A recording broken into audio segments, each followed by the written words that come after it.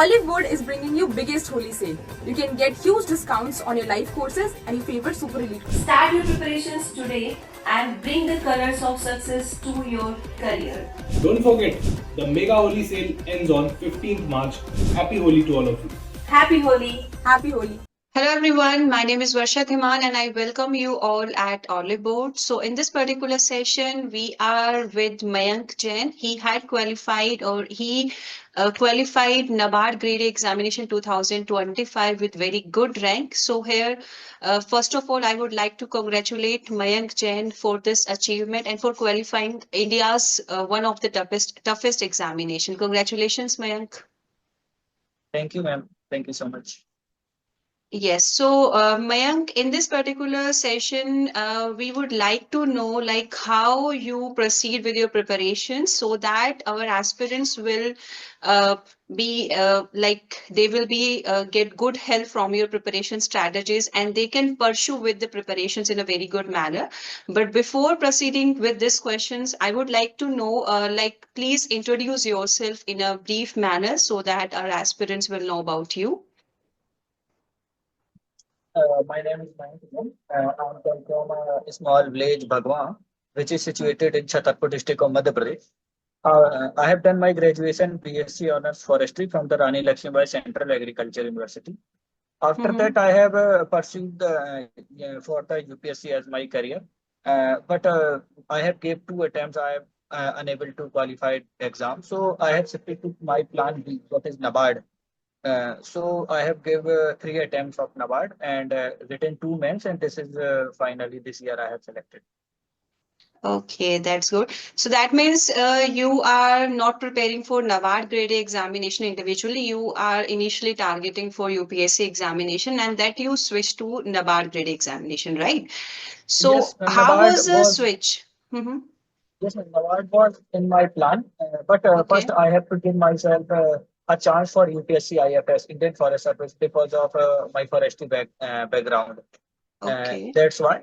And also I have prepared for this exam, NABARD as well as AFO exam. Okay, agriculture officer, IBPS Yes, FO. ma'am. Yes. Okay, so like Mayank, most of the aspirants have a doubt in their mind. Is it possible for switching the examination from UPSC and NABARD grade exam? Do these exam have any similarity, or is it easy to switch between these two examination? But means what the thing that like you feel like a hurdle when you switch from UPSC to NABARD grade examination? Can you elaborate this thing? Yes ma'am UPSC में कुछ portion ऐसा आता है specially economics and social issues का जो नबार्ड के syllabus से coincide करता है। तो मुझे Okay. लगता है कि एक पार्ट ये है, ये मैक्सिमम एस्पायरेंट को कोई इशू नहीं होगा। Okay. थोड़ा सा डेप्थ में हमें नबार्ड ओरिएंटेड पढ़ाई करनी पड़ सकती है। Second part Okay. एआरडी है जो मुझे लगता है कि थोड़ा सा हर्डल आ सकता है जो नॉन एग्री रिलेटेड एस्पिरेंट्स हैं उनके लिए, क्योंकि मेरा फॉरेस्ट्री रहा है और मैंने एग्रीकल्चर को भी क्लोजली फॉलो किया है अपने ग्रेजुएशन और उसके बाद भी। तो मुझे लगता है Okay. कि कोई एग्री बैकग्राउंड का है और ऐसा है तो उसको उतना इशू नहीं होगा, बट नॉन एग्री वाले को थोड़ा सा अपने एफर्ट्स देने पड़ेंगे exam. Okay. Ma'am, can you discuss with us what kind of approach or a preparation strategy you follow for a preparation? Like how much time you devote on a regular basis? Or if we talk about like how many months you contribute for your NABARD Grade A 2024 preparations? Ma'am I have started preparation in mid June around and full fresh July से मैंने PIB and scheme को continuously follow किया था, but जून से ही मैंने अपना mind बना लिया था कि मुझे इस बार का अटेम्प्ट बहुत ही अच्छे से देना है, बिकॉज Okay. लास्ट 2 बार से ऐसा कुछ हो रहा था कि मैं किसी कारणवश अच्छे से फुल टाइम नहीं दे पा रहा था। बाकी इस बार मैंने फुल टाइम ही दिया है नबार्ड के लिए और ऐसे मैंने Okay. अप्रोच किया था start. So as you are from the agriculture background, so ARD portion करने में you are comfortable. So if any aspirant who is from non-agri background and who want to prepare for NABARD grade examination, तो उसको कितना time as per your strategies और preparation approach follow करना चाहिए ताकि better way में phase 1 ARD and phase 2 ARD वो complete कर सके? Means what's your take in that? What will you suggest for them? Ma'am वैसे तो इंडिविजुअल टू इंडिविजुअल वेरी करता है, बट मैं ये बोलना चाहूंगा मिनिमम 3 मंथ्स तो एटलीस्ट लगते ही हैं किसी भी एस्पिरेंट जो नॉन एग्री बैकग्राउंड का है उसको, क्योंकि एक सर्टेन डेप्थ में हमें एग्जाम को अप्रोच करना पड़ेगा। अब एग्जाम में ऐसे एग्जैक्टली।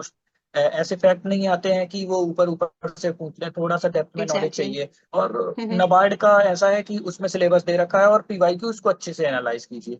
उसके बिहाफ पे आप एग्रीकल्चर पोर्शन में कितना डेप्थ में जाना है, वहां से आप समझ सकते हैं कि मुझे कितना होल्ड करना है।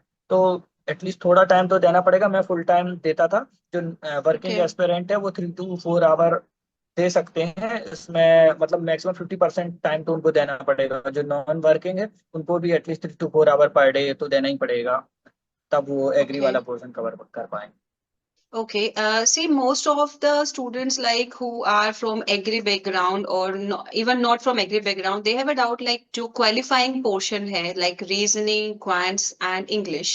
Like, like you are taking merit portion and qualifying portion simultaneously, or you are just following the merit portion first and then after that you switch to the qualifying portion. Like, what was your approach to follow these two sections?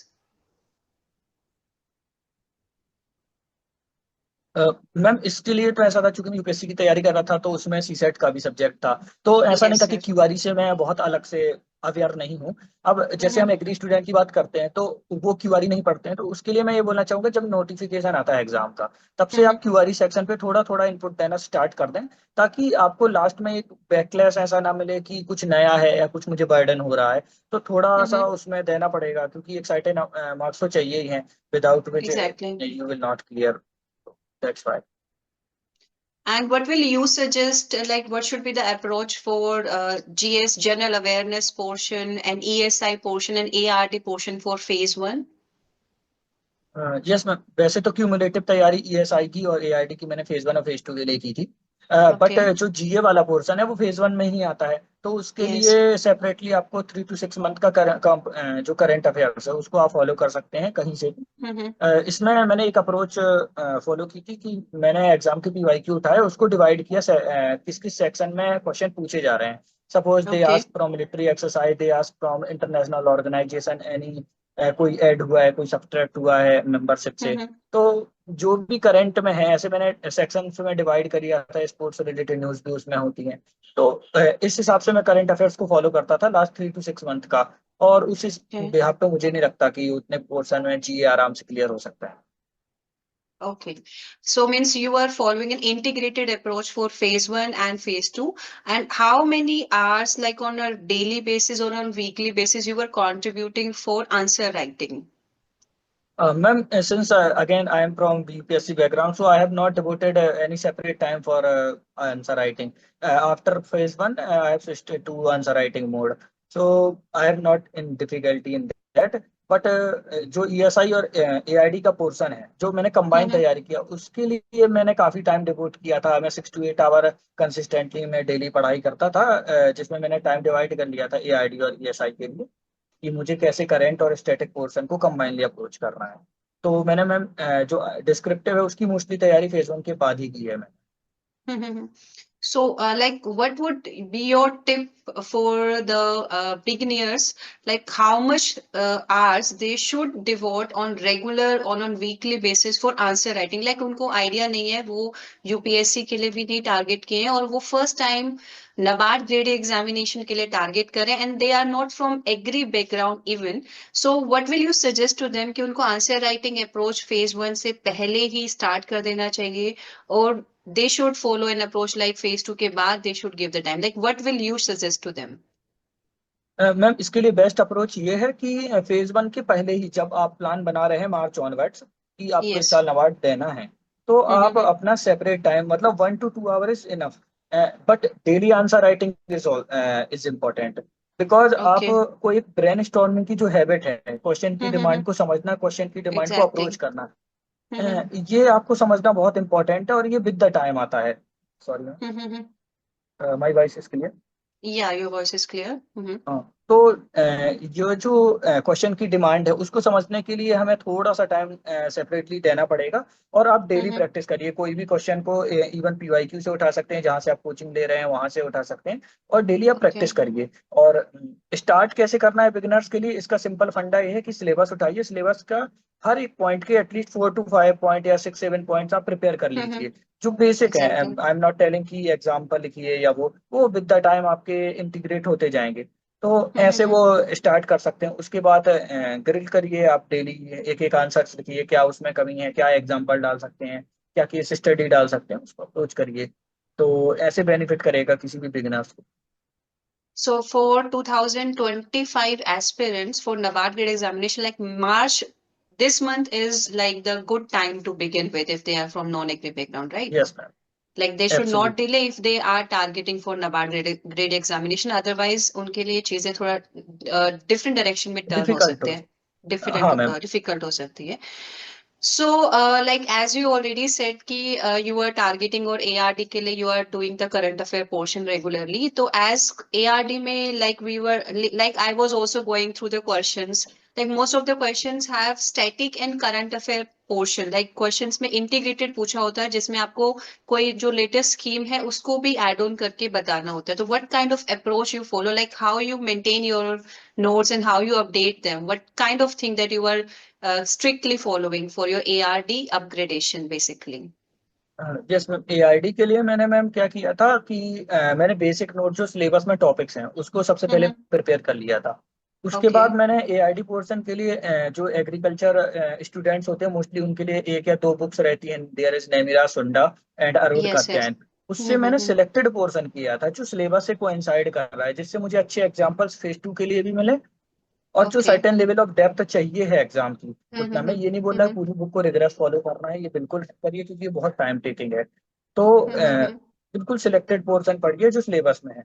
दूसरा ma'am, current Okay. Affairs के लिए मैंने approach ये किया था कि मैंने schemes के नोट्स बनाए थे।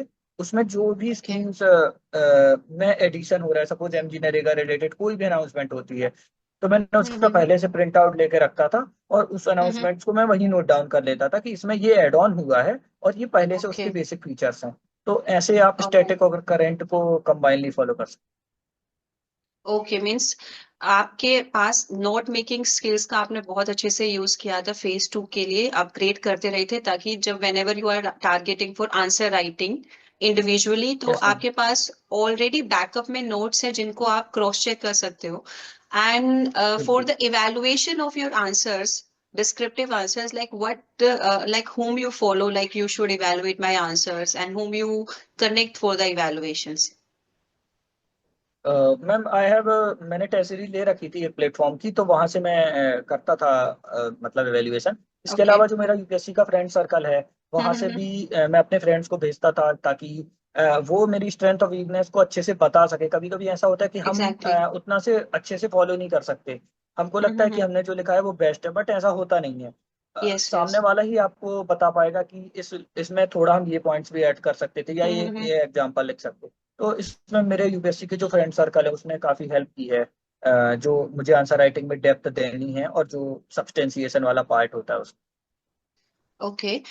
And like this will help you in scoring good marks in your answer writing, right? So what should be your like whatever we had discussed till now about your exam preparation strategies and what your approaches follow. So what should you give as a tip to you to the tip to the young aspirants? Like what should they follow ताकि उनका phase 1 and phase 2 की preparation जो है integrated manner में हो सके. Like what will you suggest to them? Ma'am सबसे पहले तो मैं ये बोलना चाहूंगा जिसका फर्स्ट अटेम्प्ट है, वो कहते हैं Mm-hmm. ना कि first attempt is your best attempt. जब मैंने भी फर्स्ट अटेम्प्ट दिया था तो मैंने अराउंड 15 to 20 डेज में ही फेज 1 क्लियर कर लिया था, और मुझे भी नहीं पता था Okay. कि मेरे अंदर इतना पोटेंशियल है। तो Okay. जब भी आप तैयारी करें, चीजें नई होती हैं, इंटरेस्टिंग होती हैं, तो आप इंटरेस्ट के Mm-hmm. साथ पढ़िए, ताकि वो Okay. लॉन्ग टर्म तक आपके माइंड के अंदर रहे और आप एग्जाम में अच्छे से आउटपुट कर सके। पहली चीज तो ये याद Exactly. रखिए।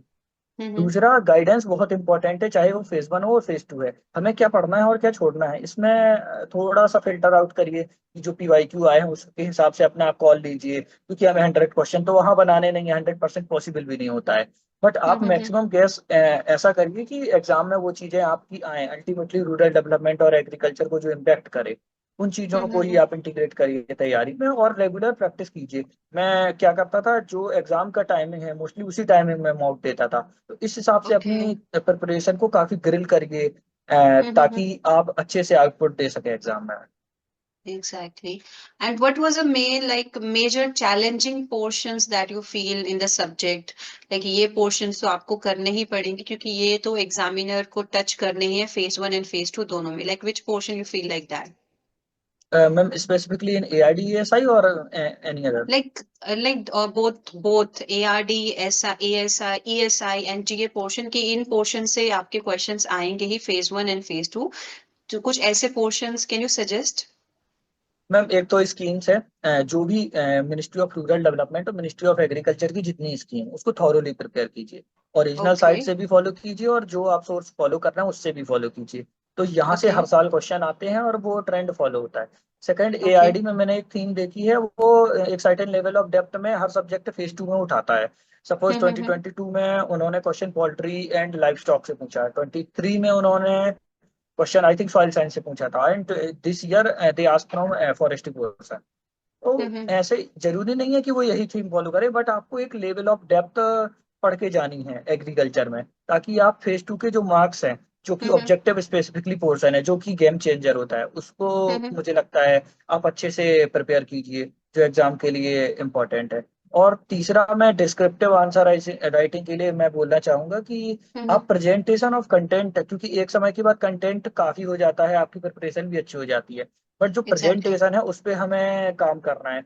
जैसे अब ऑनलाइन मोड में एग्जाम होता है, टाइपिंग प्रैक्टिस हमको करनी है, तो हम उसमें ज्यादा कुछ कर नहीं सकते, डायग्राम ऐड नहीं कर सकते, तो आप फ्लो चार्ट बना सकते हैं। Suppose dash dash Exactly. करके एरो बनाइए, तो फ्लो चार्ट आप ऐड कीजिए, या फिर डिवाइडर यूज कीजिए। Suppose dash dash dash dash कर दिया, तो इंट्रो और बॉडी आपका सेपरेटली एग्जामिनर को दिखे कि आपने इंट्रो पार्ट Okay. कंप्लीट कर लिया और बॉडी पार्ट को आप लिख रहे हैं। तो ऐसी छोटी छोटी हैबिट्स को आप डेवलप कीजिए, इनोवेटिव कीजिए, ताकि एग्जामिनर को ये लगे कि आपके अंदर कुछ एक्स्ट्रा पोटेंशियल है बाकी एस्पिरेंट से। तो ऐसे में आप अच्छे मार्क्स गेन कर सकते हैं। ये टिप्स मैं देना चाहूंगा future aspirants. Like most of the aspirants have a word like कि बहुत ज्यादा लेंथी हो जाता है paper, we are not getting enough time. So ये टाइम मैनेजमेंट कैसे कर सकते हैं? What will you ma'am phase suggest 1 for और them? Phase 2 both. Phase two में बेसिकली डिस्क्रिप्टिव आंसर राइटिंग में they have a thought like कि English भी बहुत लेंथी था, ARD भी, ESI भी. So how can they manage the time कि आंसर राइटिंग उनका प्रॉपर है, और जैसे यू आर सजेस्टिंग कि डैश डैश करके या फिर डिफरेंट ऐसे फीचर्स ऐड करके वो इवेलुएटर के लिए एक गुड मार्क ड्रॉप कर सकते हैं कि वो पता लग जाए कि ये उन्होंने यहाँ पे इस पोर्शन को इंट्रोडक्शन था, फिर बॉडी पार्ट डाला है, फिर कंक्लूजन डाला है. Like how will they manage this thing? Yes ma'am, English के लिए तो मैं सबसे पहले ये बोलना चाहूंगा कि आप एक सेपरेट टाइम, एक रेंज ऑफ टाइम बना लीजिए। ऐसे है तो उसको आपको 30 to 32 मिनट्स ऐसे करके लिखना है, और ऐसी ठीक रेंज है. फिक्स कर लीजिए लेटर और प्रेस के लिए। तो आपके ओके. दिमाग में एक रेंज रहेगी कि मुझे इस टाइम ड्यूरेशन में इसको कंप्लीट करना है। और मुझे नहीं लगता है कि ये इंग्लिश वाले पोर्शन में किसी को टाइम कम होगा, क्योंकि वर्ड लिमिट काफी कम होती है, तो इजीली वो मैनेज कर सकते हैं। बट जो सेकंड वाला पार्ट है, मतलब डिस्क्रिप्टिव ESI एंड ARD, उसमें मुझे लगता है टाइम का बहुत ज्यादा इंपॉर्टेंस है। 15 मार्कर के लिए आप सेपरेट टाइम एलोकेट कीजिए, 25-26 मिनट जो भी है, जो आपको सुटेबल लगता है कि आप कितना पोर्शन करते हैं। और ऐसे ही 10 मार्कर के लिए एलोकेट कीजिए, और वो प्रैक्टिस से आएगा। ऐसा नहीं कि वो आप सेक्शनल टेस्ट दे रहे हो, वो आप 1.5 घंटे की sitting habit at least 4 to 5 mock में लगाइए, ताकि आप अपनी स्ट्रेंथ वीकनेस आइडेंटिफाई कर पा सकें कि मैं कहीं स्टक तो नहीं हो रहा हूँ किसी पोर्शन में। तो ये दो एग्जैक्टली. तीन चीजें फॉलो कीजिए। और जैसा आपने बोला, ये इनोवेटिव चीजों को ऐड करना है, इसके लिए तो मैम प्रैक्टिस ही इम्पोर्टेंट है। प्रैक्टिस इसलिए क्योंकि सॉरी प्रैक्टिस इसलिए क्योंकि आप जब तक ऐड नहीं करेंगे कि मुझे कहाँ कैपिटल लेटर लिखना है, कहाँ स्मॉल लेटर लिखना है, कहाँ डैश बनाना है, ये आपको पहले से ही प्रिपेयर करना पड़ेगा जब आप नोट्स बना रहे होते हैं डिस्क्रिप्टिव के लिए। तो जब भी टॉपिक प्रिपेयर कीजिए, आप पहले से माइंड में रखिए कि प्रिसीजन एग्रीकल्चर का क्वेश्चन लिख रहे हैं, तो मुझे लिखना है right time, right amount, right input. ये मेरा फॉर्मूला है, ये मुझे लिखना है।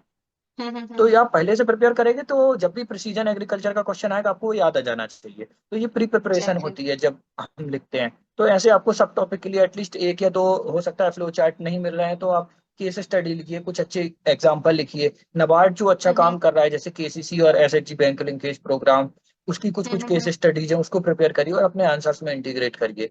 तो ये 2-3 चीजें आप प्रैक्टिस के साथ कर सकते हैं। तो नोट्स बनाइए और उसको अप्लाई कीजिए एग्जाम में।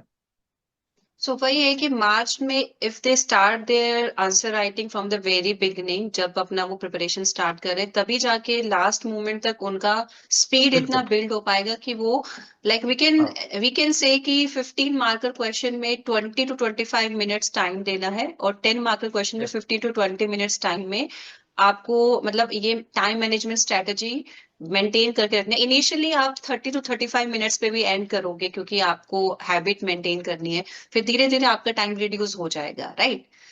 हाँ मैम, ये कर सकते हैं और एक चीज और फॉलो कर सकते हैं। जैसे मैं जो नोट्स बनाता था मैं वो ऑनलाइन हम्म। बनाता था।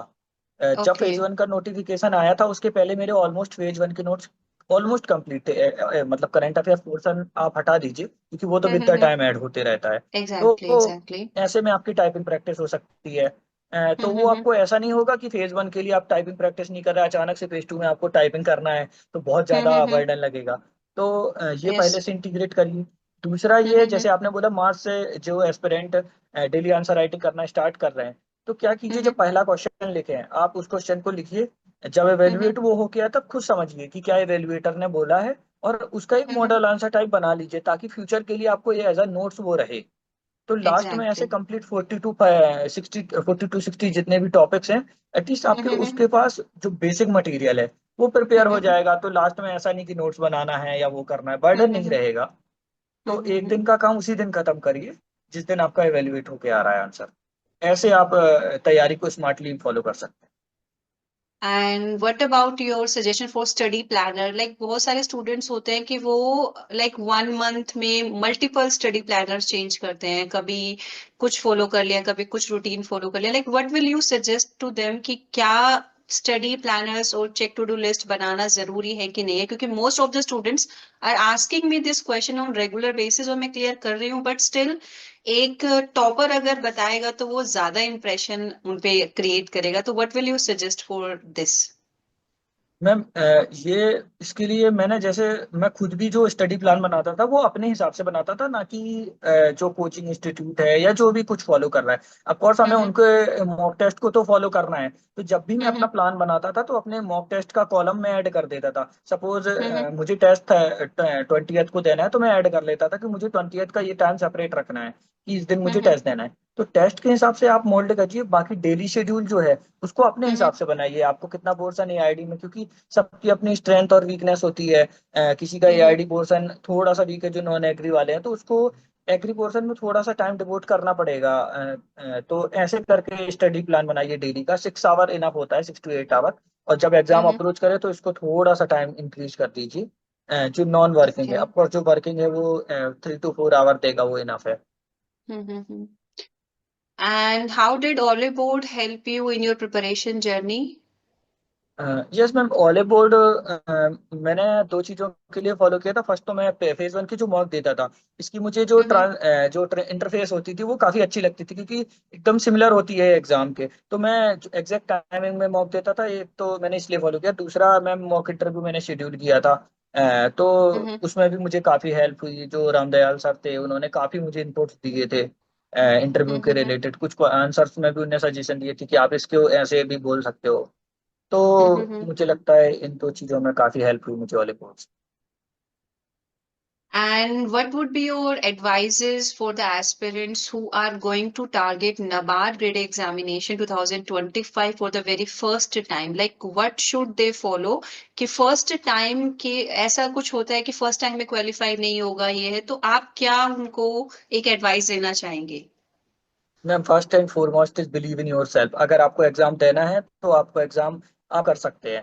तो उसके लिए जो भी स्टडी प्लान आपको लग रहा है उसको स्ट्रिक्टली फॉलो कीजिए। थोड़ा हम्म सा ऊपर नीचे चलेगा, मतलब फ्लेक्सिबिलिटी ऐसा नहीं होता है कि आप स्ट्रिक्टली फॉलो कर ही पा रहे हो। 60-70% भी फॉलो हो रहा है एटलीस्ट, जब तक नोटिफिकेशन नहीं आता तब तक आप फॉलो कीजिए। और अपने प्लान पे स्टिक रहिए। आपको जो पोर्शन करना है उसको टाइमली डिवाइड कीजिए, क्योंकि ये वाला टाइम जो अभी है, जो मतलब मार्च से ऑनवर्ड से जून वाला है, इसमें आपको जो डिस्क्रिप्टिव पोर्शन है और एआईडी का स्टैटिक पोर्शन है उसमें ज्यादा हम्म टाइम डिवोट करना चाहिए। और ये फियर मत रखिए कि एग्जाम क्लियर नहीं होगा, आप एग्जाम दीजिए। वो इसके लिए मैंने एक थॉट अपने माइंड में रखा था, मुझे 1000 बार अगर फेल होना है तो मैं मॉक टेस्ट में फेल हो जाऊंगा, बट मुझे रियल एग्जाम में फेल नहीं होना है। तो आप मल्टीपल टाइम मॉक्स दीजिए, उसमें फेल हो रहे हैं कोई बात नहीं, आप अपनी स्ट्रेंथ को आइडेंटिफाई कीजिए, वीकनेस जो है उस पर काम कीजिए, क्योंकि अभी वो टाइम है। आप एग्जाम में फेल होना अफोर्ड नहीं कर सकते हैं, उसके लिए आपको प्रैक्टिस ही Exactly. इंपॉर्टेंट है। तो read, revise and practise, it is the mantra for future aspirant. ये read, revise and repeat the same process जब तक आपका फाइनल एग्जाम ना हो जाए। सो मयंक जैन, हाँ, काफी अच्छा लगा आपकी प्रिपरेशन स्ट्रेटेजी जान के और ये सब डिस्कशन करके। Thank you so much giving your valuable time to us and all the very best for your future, for your bright future. Thank you ma'am.